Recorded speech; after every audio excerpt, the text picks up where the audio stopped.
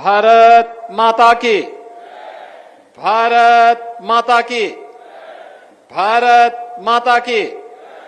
वंदे वंदे वंदे।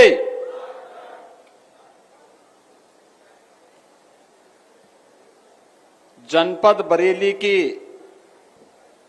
लगभग 1000 करोड़ रुपए की परियोजनाओं के लोकार्पण शिलान्यास के साथ ही प्रदेश की 2 महत्वपूर्ण योजनाओं को शुभारंभ करने के लिए आज मुझे बरेली के इस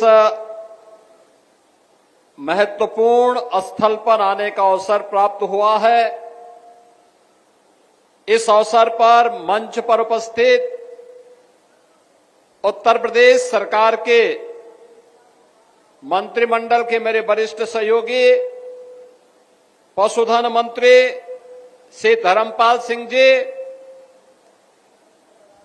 उत्तर प्रदेश सरकार में वन एवं पर्यावरण विभाग के मंत्री डॉक्टर अरुण कुमार सक्सेना जी, प्रभारी मंत्री श्री जेपीएस राठौर जी, बेसिक शिक्षा विभाग के मंत्री श्री संदीप सिंह जी, भारतीय जनता पार्टी के क्षेत्रीय अध्यक्ष श्री दुर्विजय सिंह साक्य जी, महापौर श्री उमेश गौतम जी, माननीय सांसद श्री छत्रपाल सिंह गंगवार जी,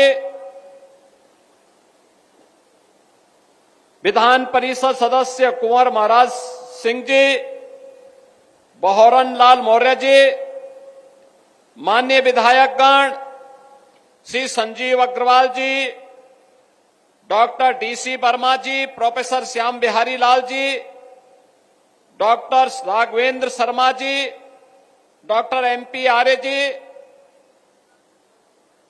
भारतीय जनता पार्टी के जिला के अध्यक्ष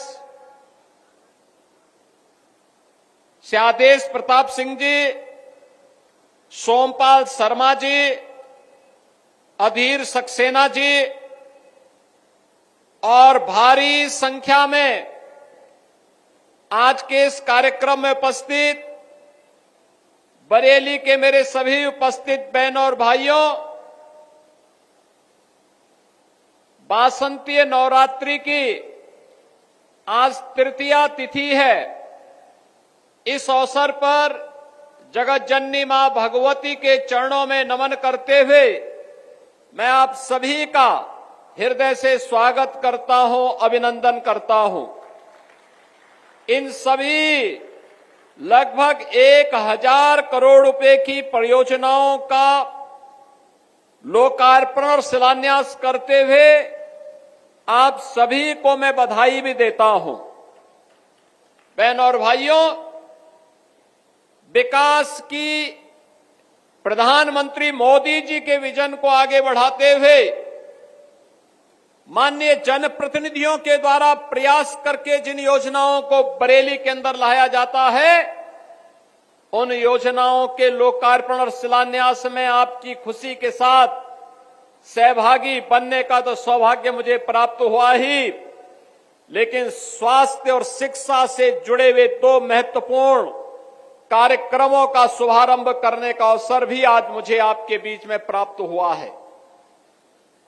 आप सब जान सकते हैं, किसी भी सुसभ्य समाज के लिए, किसी भी विकसित समाज के लिए ये दोनों बुनियादी आवश्यकताएं अत्यंत महत्वपूर्ण है। अगर समाज सुशिक्षित है तो अपने विकास की अनंत संभावनाओं को स्वयं आगे बढ़ा लेगा। अगर समाज स्वस्थ है तो अपने आप को सशक्त बनाने की आधारशिला वह स्वयं खड़ा कर लेगा। और यह बरेली के अंदर आज मुझे इन दोनों कार्यक्रमों का शुभारंभ करने का अवसर प्राप्त हो रहा है। शिक्षा के लिए एक नया सत्र प्रारंभ होने वाला है।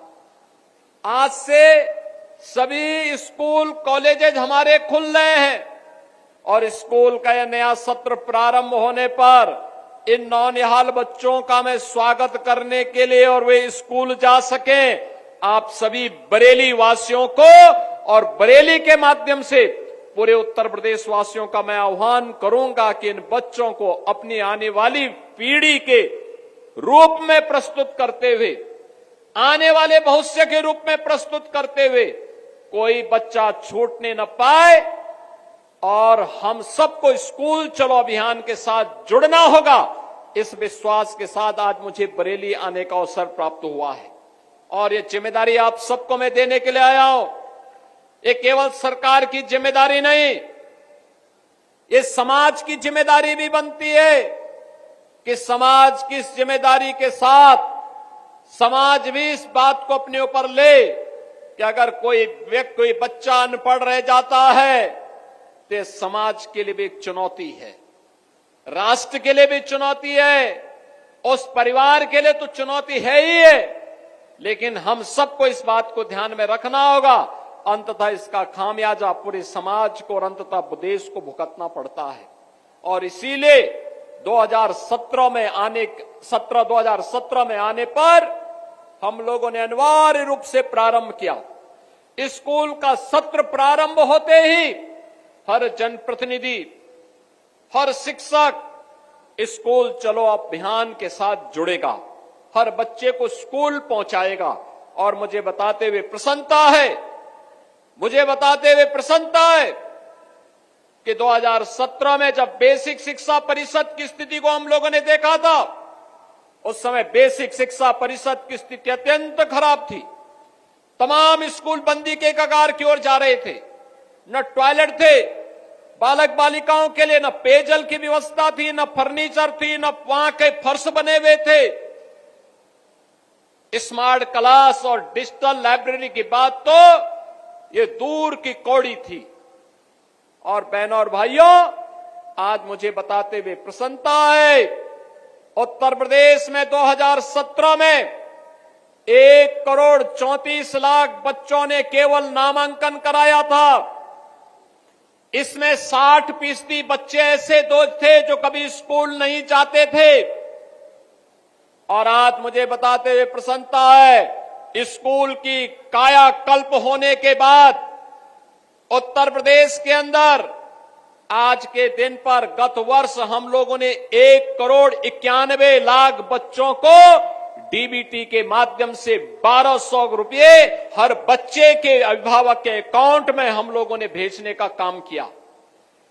स्कूलों में 96% विद्यालय ऐसे हैं जिनमें ऑपरेशन कायाकल्प के माध्यम से वहां पर बालक बालिकाओं के लिए अलग अलग टॉयलेट की व्यवस्था, पेयजल की व्यवस्था, स्कूल की फ्लोरिंग की व्यवस्था, स्मार्ट क्लास की व्यवस्था, डिजिटल लाइब्रेरी की व्यवस्था, फर्नीचर की व्यवस्था की। 1,91,00,000 बच्चों के लिए वर्ष में 2 uniform, bag, book, shoes, socks, sweater ये अनिवार्य रूप से सरकार के स्तर पर दिया जाने लग गया है। और आज बच्चों के मन में आता है कि हां, मैं भी इस समाज का नागरिक हूं। और मैं आपका आह्वान करूंगा, इस अभियान के साथ जुड़ करके हम राष्ट्रीय मिशन को आगे बढ़ा करके अपने प्रदेश की साक्षरता को भी बढ़ाएंगे, हर बच्चे को साक्षर बना करके सुयोग्य बनाएंगे और प्रदेश और देश के निर्माण में, विकास में उसकी ऊर्जा और उसकी प्रतिभा का लाभ लेंगे। आज स्कूल चलो अभियान का यही शुभारंभ अभी इन बच्चों को स्कूली बुक्स और अन्य यूनिफॉर्म आदि उपलब्ध करवा करके हम लोगों ने प्रारंभ किया है। और यहां पर उपस्थित सभी जनप्रतिनिधियों से, जनता जनार्दन से, सभी गुरुजनों से, सभी धर्माचार्यों से मैं अपील करूंगा, हर बच्चे को और खास तौर पर बेटी को जरूर स्कूल भेजना, जरूर स्कूल भेजना। याद रखना, आपके द्वारा किया गया कार्य देश के निर्माण में आपकी भूमिका को आगे बढ़ाने में योगदान देगा। और कोई भी बच्चा स्कूल जाने से वंचित न रहने पाए, यह जिम्मेदारी आपके ऊपर, में बरेली के ऊपर भी और हर जनपद वासियों के अंदर, उत्तर प्रदेश वासियों के ऊपर सौंप रहा हूं कि वह इस जिम्मेदारी का निर्वहन करने के लिए आगे बढ़े। बहन और भाइयों, एक तरफ यह कार्य और दूसरी तरफ बेसिक शिक्षा परिषद में छात्र और शिक्षक का रेशियो ठीक हो। 1,25,000 से अधिक शिक्षकों की भर्ती का कार्यक्रम हम लोगों ने संपन्न किया। अब हम लोग पीएम श्री योजना के अंतर्गत 1500 विद्यालयों का कायाकल्प भी कर रहे हैं। कस्तूरबा गांधी विद्यालयों को 8वीं से लेकर 12वीं तक गरीब कन्याओं की उत्तम शिक्षा का केंद्र बना रहे हैं। बेसिक शिक्षा परिषद में भी एनसीईआरटी के ही पाठ्यक्रम को हम लागू कर सके, ये कार्यक्रम अलग अलग स्टेजेस पे आगे बढ़ रहे हैं। नेशनल एजुकेशन पॉलिसी के अंतर्गत इन कार्यक्रमों को सफलतापूर्वक आगे बढ़ाने का कार्यक्रम आज बेसिक शिक्षा परिषद आगे बढ़ाने का काम कर रहा है। तो अब हम लोग अगले चरण में आ गए हैं। अब अगला चरण ये कि गांव-गांव में स्कूल तो हैं, लेकिन अभी भी वहां पे बहुत कुछ चैलेंजेज हमारे सामने हैं। हम लोगों ने तय किया है, क्या हम इंटीग्रेटेड स्कूल कॉम्प्लेक्स तैयार कर सकते हैं? और आज मुझे बताते हुए प्रसन्नता है, बरेली के अंदर सरदार अटल बिहारी वाजपेयी जी, पूर्व प्रधानमंत्री जी के ये शताब्दी वर्ष चल रहा है। हम लोगों ने 2023 में सरदार अटल जी के प्रति श्रद्धांजलि व्यक्त करते हुए प्रधानमंत्री मोदी जी के कर कमलों से उत्तर प्रदेश में 16 अटल आवासीय विद्यालय प्रारंभ किए थे। ये 16 अटल आवासीय विद्यालय रजिस्टर्ड बीओसी बोर्ड के श्रमिकों के बच्चों के लिए शुभारंभ किया था। आज बरेली का अटल आवासीय विद्यालय प्रारंभ होने जा रहा है। अभी नवाबगंज में थोड़ी देर में हम लोग जाएंगे। 70 करोड़ रुपए की लागत से लॉजिंग फूडिंग की सारी व्यवस्था वहां पर उन बच्चों के लिए हम लोग उपलब्ध करवाते हैं। अच्छी उत्तम शिक्षा की व्यवस्था उन बच्चों के लिए है। शिक्षकों का भी प्रशिक्षण होता है, प्रिंसिपल्स का भी प्रशिक्षण होता है, और फिर बच्चों को उत्तम शिक्षा देने का कार्यक्रम करा करके एक मॉडल विद्यालय के रूप में उन्हें स्थापित किया गया है। और उस तर्ज पर बेसिक शिक्षा परिषद ने भी हर जनपद में मुख्यमंत्री कंपोजिट विद्यालय को प्रारंभ करने का निर्णय लिया है। और पहले चरण में 57 जनपदों में जहां पर अटल आवासीय विद्यालय नहीं खोले गए हैं, वहां पर ये सीएम कंपोजिट विद्यालय प्रारंभ होने जा रहे हैं। ये मॉडल होगा पहले चरण जनपद स्तर पर। दूसरे चरण में हम लोग इसको लेकर के आएंगे तहसील स्तर पर, यानी विधानसभा स्तर पर। तीसरे चरण में हम लोग आके इसको लेकर आएंगे विकास खंड स्तर पर, और चौथे चरण में न्याय पंचायत स्तर पर लेकर के आएंगे, जहां पे प्री प्राइमरी से लेकर के सीनियर सेकेंडरी तक, यानी नर्सरी से लेकर के 12वीं तक की शिक्षा बच्चों को एक ही कैंपस में मिल सके। खेल कूद की व्यवस्था हो, स्किल डेवलपमेंट की व्यवस्था हो, पूरे शिक्षकों के लिए आवासीय व्यवस्था हो। इस कार्यक्रम को लेकर के हम इस अभियान को लेकर के बढ़ने जा रहे हैं। आज उत्तर प्रदेश ने शिक्षा में आमूलचूल परिवर्तन करके देश की एक बड़ी अर्थव्यवस्था के रूप में अपने आप को स्थापित किया है। और बहनों और भाइयों, इस दिशा में आज उत्तर प्रदेश तेजी के साथ आगे बढ़ा है। एक तरफ शिक्षा के लिए किए जाने वाले प्रयास, और इसकी आधारशिला बनी है स्कूल चलो अभियान। और मैं आप सबका आह्वान करूंगा, स्कूल चलो अभियान को अपने कर्तव्य का हिस्सा बना करके, अपने दैनिक जीवन का हिस्सा बना करके अप्रैल में 15 दिन और जुलाई में पहले 15 दिन हर नागरिक, कोई भी बच्चा छूटने न पाए, स्कूल हर बच्चे को पहुंचाने के इस अभियान के साथ जुड़े, यह अपील आप सबसे करने के लिए मैं आज आपके बीच आया हूं। बहनों और भाइयों, स्कूली शिक्षा मजबूत होगी तो उच्च शिक्षा, टेक्निकल शिक्षा मेडिकल शिक्षा, ये भी अपने आप मजबूत हो जाएगी। आज के मॉडर्न एज कोर्सेज में उत्तर प्रदेश के छात्र गणी भूमिका के साथ होंगे और उत्तर प्रदेश इस मामले में देश का सबसे युवा राज्य है। सबसे अधिक युवाओं की संख्या हमारे पास है, सबसे प्रतिभाशाली युवा हमारे पास है। आज इस युवा शक्ति को जो उत्तर प्रदेश में रोजगार मिल रहा है, नौकरी मिल रही है, तो उत्तर प्रदेश के विकास में वो योगदान भी दे रहा है। और उस युवा के लिए, इस भूमिका को तैयार करने के लिए, नई पीढ़ी को गढ़ने के लिए, उसको तराशने के लिए स्कूली शिक्षा में स्कूल चलो अभियान का शुभारंभ करने के लिए मैं स्वयं बरेली में आया हूं, नाथनगरी में आया हूं, और नाथनगरी से किया जाने वाला कोई भी प्रयास कभी विफल नहीं होगा। बहनों और भाइयों, इसी श्रृंखला में हम दूसरे चरण में यहां पर काम करने के लिए आए हैं। स्वास्थ्य के मामले में, स्वास्थ्य ये किसी भी सभ्य समाज के लिए उतना ही महत्वपूर्ण है जितनी शिक्षा है। शिक्षा और समाज की आधारशिला है, तो किसी भी सभ्य समाज को सशक्त बनाने के लिए उत्तम स्वास्थ्य अत्यंत महत्वपूर्ण है। और उत्तम स्वास्थ्य के लिए उन्हें उस प्रकार के केंद्र मिले, बीमारियों की, महामारियों के बचाव के लिए जागरूकता से अभियान आगे बढ़ेगा।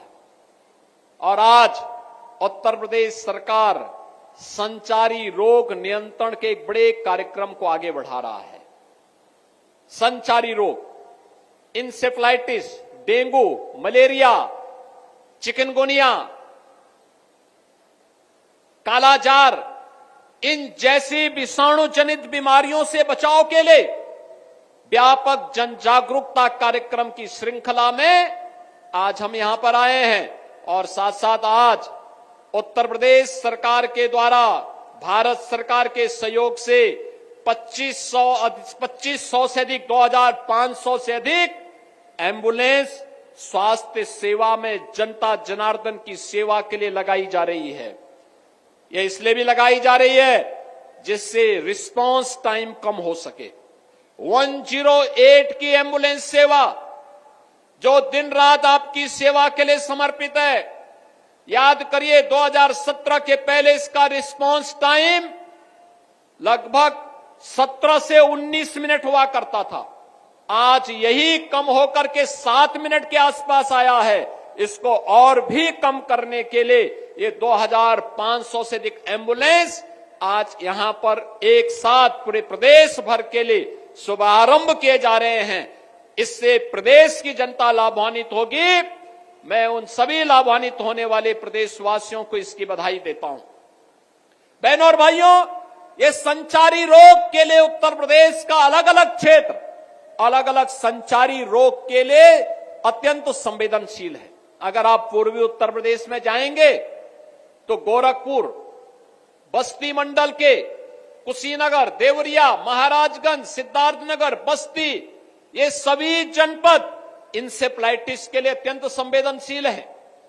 बरेली मंडल के जनपद, बरेली है, बदायूं है, पीलीभीत है, ये सभी आसपास के जनपद है। ये जनपद मलेरिया की दृष्टि से संवेदनशील है। आगरा मंडल के जनपद ये डेंगू के लिए संवेदनशील है। वाराणसी और उसके आसपास के जनपद कालाजार के लिए, झांसी और उसके आसपास के जनपद चिकनगुनिया के लिए संवेदनशील माने जाते हैं।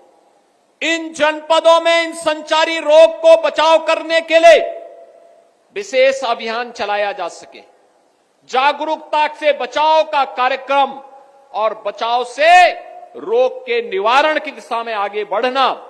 और मुझे बताते हुए प्रसन्नता है, पिछले 8 वर्ष के अंदर जो प्रयास प्रदेश के अंदर डबल इंजन सरकार ने किए हैं, इंसेफ्लाइटिस पूरी तरह नियंत्रित हुई है। नहीं तो जुलाई से लेकर नवंबर के बीच हजारों बच्चों की मौत गोरखपुर और आसपास के जनपदों में होती थी। आज बहनों और भाइयों, इन मौत के आंकड़ों को नियंत्रित करने में हमने सफलता प्राप्त कर दी। आज कोई मौत नहीं होती। बीमारी को नियंत्रित कर दिया क्या? मलेरिया लगभग नियंत्रित हो चुका है, लेकिन इसका जड़ मूल से उखाड़ने के लिए आज मैं बरेली आया हूं। बरेली हो या बदायूं या पीलीभीत या उसके अगल बगल के जो जनपद हैं, इन जनपदों में कहीं पर भी मलेरिया या उससे जनित कोई भी अन्य संचारी रोग न पनपने पाए, इसके लिए जागरूकता का एक बड़ा कार्यक्रम, हेल्थ वर्कर्स का प्रशिक्षण का कार्यक्रम, हॉस्पिटल्स को उसके अनुरूप तैयार करना, वहां पर कहीं जल जमाव न हो, कहीं पर कोई भी ऐसी स्थिति न आने पाए, इसके लिए छिड़काव की व्यवस्था, वहां पर कैसे हमें कौन कौन से उपाय करने हैं जिससे लार्वा के स्टेज में ही मच्छर को मारा जा सके, इसके लिए तमाम प्रयास प्रारंभ होंगे। और इसके लिए अगले 3 महीने के अंदर चलने वाले इस कार्यक्रम से संचारी रोग पर नियंत्रण करने में हमें सफलता प्राप्त होगी। एक बड़ा कार्यक्रम है स्वास्थ्य क्षेत्र में। उत्तर प्रदेश ने एक लंबी छलांग लगाई है। आज आदरणीय प्रधानमंत्री मोदी जी के मार्गदर्शन में 2017 के पहले जब हम लोग आए थे, 2017 में जब हम आए थे, 2017 के पहले उत्तर प्रदेश में 1947 से लेकर 2017 तक कुल 12 गवर्नमेंट मेडिकल कॉलेज बन पाए थे। और बहनों और भाइयों, मुझे बताते हुए प्रसन्नता है, आज उत्तर प्रदेश में गवर्नमेंट मेडिकल कॉलेजेस की स्थिति 44 गवर्नमेंट मेडिकल कॉलेज 8 वर्ष में बने हैं। उत्तर प्रदेश में मेडिकल कॉलेजेस आज के दिन पर 80 से ज्यादा हैं, जिनमें 36 से ज्यादा हैं प्राइवेट क्षेत्र में और 44 से ज्यादा हैं यह निजी क्षेत्र, सरकारी क्षेत्र में, गवर्नमेंट के हैं। यानी यह बताता है one district one medical college, जो मैं बार बार कहता हूं, पिछली सरकार वन डिस्ट्रिक्ट वन माफिया पालती थी, हमने वन डिस्ट्रिक्ट वन प्रोडक्ट के साथ साथ one district one medical college को भी देने का काम किया है और प्रदेश सरकार आज उसे प्राप्त करने में सफलता की ओर आगे बढ़ रही है। पीपीपी बोर्ड पर भी हम लोगों ने मेडिकल कॉलेज बनाए हैं। संभल में, शामली में, महाराजगंज में पीपीपी बोर्ड पर भी मेडिकल कॉलेज बन गए हैं। बहनों और भाइयों, हर जिले में डायलिसिस की सुविधा हो, हर जनपद में सीटी स्कैन की सुविधा प्राप्त हो, टेलीमेडिसिन की सुविधा प्राप्त हो। प्रदेश देश के अंदर सर्वाधिक आयुष्मान का कार्ड जारी करने वाला राज्य उत्तर प्रदेश है, जहां 10 करोड़ लोग आयुष्मान भारत में हर वर्ष 5 लाख रुपए की स्वास्थ्य बीमा का कवर प्राप्त कर सकता है। और इस दृष्टि से आप सबसे भी मैं अपील करूंगा, मलेरिया या डेंगू, इसका कारण, मलेरिया का कारण तो गंदगी और जल जमाव है। गंदगी में जब जल जमाव होगा, मच्छर पैदा होगा, वह मच्छर मलेरिया को पैदा करेगा, मलेरिया को फैलाएगा, मलेरिया का संक्रमण फैलेगा, तो उसके बाद तमाम प्रकार की समस्याएं खड़ी होंगी। डेंगू के लिए कहीं भी जल जमाव हो, वह डेंगू के लार्वा को पनपाएगा। हमें अभी से तैयारी करनी होगी, जिससे बरसात के पहले पहले मलेरिया हो या डेंगू के लार्वा को हम लार्वा स्टेज में ही समाप्त कर सके, इन संचारी रोगों को नियंत्रित कर सके। इसमें आशा वर्कर और एएनएम डोर टू डोर भी जाएंगी, स्क्रीनिंग भी करेंगी, लगातार अभियान भी चलाएंगी। हमें इसके साथ जुड़ना होगा, इस कार्यक्रम को आगे बढ़ाना होगा, जिससे किसी भी स्थिति में कोई भी बच्चा, कोई भी नागरिक इन बीमारियों की चपेट में ना आने पाए। और इसके लिए सरकार आपके साथ खड़ी है, डबल इंजन की सरकार आपके साथ खड़ी है। इन अभियानों को सफलतापूर्वक आगे बढ़ाने के बाद विकास के कार्यक्रमों को भी आगे बढ़ाने के लिए आज हम सब आपके बीच आए हैं। बहनों और भाइयों, अब बरेली बदल चुका है। बरेली, ये वही बरेली है, याद करिए 2017 के पहले वर्ष में जहां 5, 7, 10 दंगे हुआ करते थे, पिछले 8 वर्ष में बरेली में कोई दंगा नहीं हुआ। बरेली अब चंगा है, अब बरेली में दंगा नहीं, अब बरेली में चंगा है। दंगा ये सब चूहे की तरह बिलबिलाते हैं, लेकिन बाहर निकलने का दुस्साहस नहीं कर पाते हैं। उन्हें मालूम है दंगा करेंगे तो दुष्परिणाम क्या होगा। बाप दादों ने जो कमाई की होगी वह भी एक झटके में सरकार जब्त करके गरीबों में बंटवाने का काम कर देगी। और इसीलिए आज मैं आपके पास आया हूं आपसे कहने के लिए, आज बरेली विकास के पथ पर अग्रसर हुआ है, इंफ्रास्ट्रक्चर का नया मॉडल दे रहा है। अपनी नाथ नगरी की पहचान को पिछली सरकारों ने बरेली को झुमका के साथ जोड़ा था, हम लोगों ने बरेली को नाथ नगरी के रूप में नाथ कॉरिडोर देकर के आपको आपकी पौराणिक पहचान दिलाने का काम किया है। पिछली सरकार आपकी पहचान किस रूप में प्रस्तुत की थी और हम लोगों ने आपकी पहचान को नाथ नगरी के रूप में प्रस्तुत करके अब विकास के एक नए मॉडल के रूप में बरेली को आगे बढ़ाया जा रहा है। आज बरेली में निवेश आ रहा है, आज यहां पे इंडस्ट्री लग रही है, आज यहां पे तमाम निवेश हो रहे हैं। कोई डेयरी सेक्टर में हो रहा है, कहीं पर मेडिकल के सेक्टर में हो रहे हैं, कहीं पे उद्योग लग रहे हैं, अलग अलग सेक्टर के अलग अलग उद्योग लग करके और विकास की ऊंचाइयों को छूता हुआ बरेली हर घर नल की योजना के साथ भी जुड़ रहा है, रिंग रोड के साथ भी जुड़ रहा है, नए नए फ्लाईओवर के साथ भी जुड़ रहा है। और अब बरेली गंदी सिटी नहीं, एक स्मार्ट सिटी के रूप में अपनी पहचान बना करके देश और दुनिया के अंदर अपनी एक धमक के साथ आगे बढ़ रहा है। इस स्मार्ट सिटी के साथ आपको जोड़ने के लिए, स्मार्ट सिटी में और क्या सुविधाएं चाहिए इसको बढ़ाने के लिए, स्मार्ट सिटी में स्मार्ट नागरिकों के लिए स्मार्ट सुविधाएं हो, इसके लिए सेफ सिटी के लक्ष्य को प्राप्त करने के लिए आज हम सब आपके बीच में आए हैं। और मुझे इन 1000 करोड़ रुपए की परियोजनाओं को देते हुए बरेली वासियों को भी मैं हृदय से बधाई देता हूं, क्योंकि आप ही के कारण ये सब संभव हो पा रहा है। आपने अच्छे जनप्रतिनिधि चुने तो हमारे जनप्रतिनिधि प्रयास करके योजनाओं को यहां लेके आते हैं। और बरेली एक ऐसा जनपद है जहां पे डॉक्टर भी और अलग अलग तबके के जुड़े हुए लोग राजनीति में बहुत बड़ी संख्या में है। अलग विषय है, कोई प्रोफेसर है, कोई वेटनरी डॉक्टर है, कोई आयुष का डॉक्टर है और कोई एलोपैथ का मॉडर्न मेडिसिन का डॉक्टर है, लेकिन अलग अलग फील्ड के विशेषज्ञों का राजनीति में जाना यह अत्यंत सराहनीय है। कोई समाज सेवा के क्षेत्र में काम कर रहा है, अलग अलग फील्ड में, कोई ऑर्थोपेडिक्स है, कोई वहां पर आयुष का चिकित्सक है, कोई वेटनरी साइंस का चिकित्सक है और कोई किसी अन्य फील्ड का विशेषज्ञ है और कोई फिजिशियन है। आप देखिए, आपके यहां के फिजिशियन वह मनुष्य का तो उपचार करते ही हैं, वन्य जीवों का भी उपचार कर रहे हैं पर्यावरण और वन मंत्री के रूप में, वनों के आच्छादन को बढ़ा रहे हैं। एक लंबे समय से समाज सेवा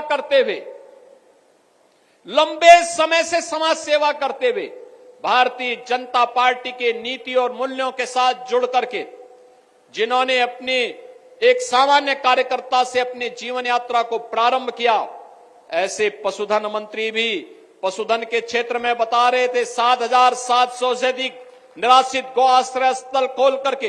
देखिए, ये निराश्रित गोवंश समाजवादी पार्टी ने दिए और इसीलिए इन्होंने गायों को लावारिस छोड़ दिया था। देखा ना, समाजवादी पार्टी के मुखिया क्या कहते हैं? कहते हैं गोबर से मुझे दुर्गंध आती है। ये है इनकी असलियत, यही है, क्योंकि गौ माता को कसाईयों के हवाले करते थे। हमने कसाईयों को जब भेजा जहन्नुम की यात्रा में तो इनको परेशानी हुई। इनकी परेशानी तो वह है कि इनके मित्र कसाई सब चले गए जहन्नुम में, तो अब इन गोवंश को बचाने की चुनौती थी। तो आप ही की धरती के सपूत, आप ही के द्वारा चुने गए आंवला के विधायक ने 7,700 से अधिक निराश्रित गौ आश्रय स्थल खड़ा किए और आज वहां पर 14 लाख गोवंश की देखभाल स्वयं राज्य सरकार कर रही है और शेष हमने अन्नदाता किसानों को दिए हैं। आप भी पालिए। एक गौवंश पर 1500 रुपया हम महीना आपको उपलब्ध करवाएंगे। अगर कोई किसान 4 गौवंश रखता है तो 4 गौवंश के लिए 6000 रुपये महीना हम उनको देते हैं। आप याद करिए, आम के आम और गुठली के भी दाम, इसी को कहते हैं। यानी गौ माता की सेवा का पुण्य भी पाओ और सरकार का अनुदान भी पाओ। और इसीलिए आज के इस अवसर पर भारत के अंदर, भारत की परंपरा तो गौ और गंगा की परंपरा है।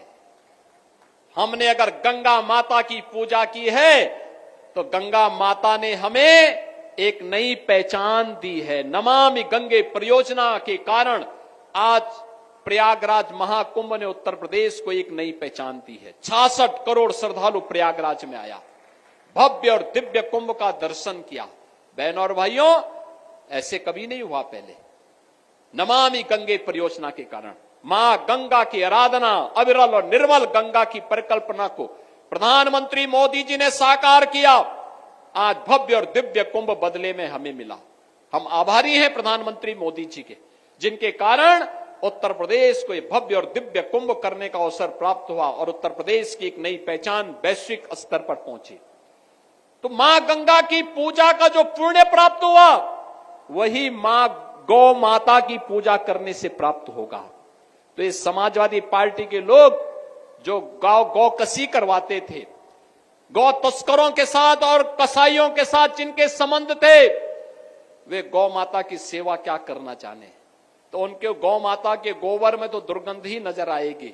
उन्हें अपने कृत्यों में दुर्गंध नजर नहीं आती है, उन्हें गौ माता की सेवा में दुर्गंध नजर आती थी और इसीलिए उनके अध्यक्ष के मुंह से निकल ही गया अंततः। बहनों और भाइयों, आज के इस अवसर पर मैं आप सबको वासंती नवरात्रि की बधाई देता हूं। जगत जननी मां भगवती दुर्गा से प्रार्थना करता हूं, आपके जीवन में यश और कीर्ति दे, सुख और शांति दे, आपको सुरक्षा की ताकत दे। आपके इस सुख और समृद्धि में उत्तर प्रदेश और देश की समृद्धि छुपी हुई है। आप देखें ना, यही प्रदेश है, यही उत्तर प्रदेश है। 2017 के पहले बीमारू राज्य माना जाता था। आज बीमारू नहीं, ये देश की विकास का, विकसित भारत का एक ग्रोथ इंजन बनकर के उभरा है।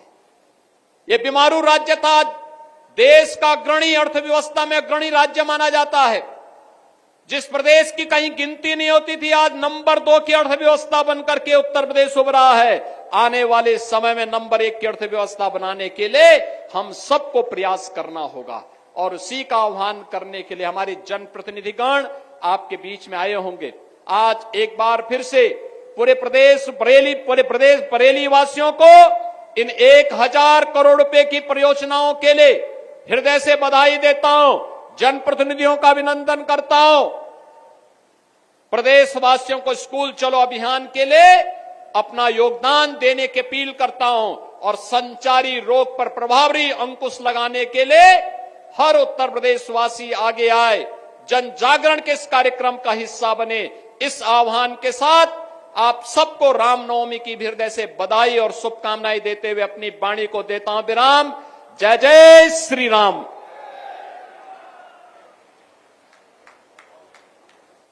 बहुत बहुत धन्यवाद, आभार माननीय मुख्यमंत्री जी। एक बार जोरदार तालियां माननीय मुख्यमंत्री जी के लिए बजाएं। जनपद बरेली, जो कि नाथ नगरी के रूप में भी विश्वविख्यात है, यहाँ के पर्यटन को बढ़ावा देने के दृष्टिगत एक कॉफी टेबल बुक माननीय मुख्यमंत्री जी को भेंट करने के लिए मैं अनुरोध करूंगी मंडलायुक्त महोदया और आदरणीय जिलाधिकारी महोदय जी से कि कॉफी टेबल बुक जो कि नाथ नगरी के पर्यटन को बढ़ावा देने के दृष्टिगत है। आप सभी जोरदार तालियां मंच तक पहुंचाएं मित्रों। बहुत बहुत धन्यवाद, आभार माननीय मुख्यमंत्री जी। और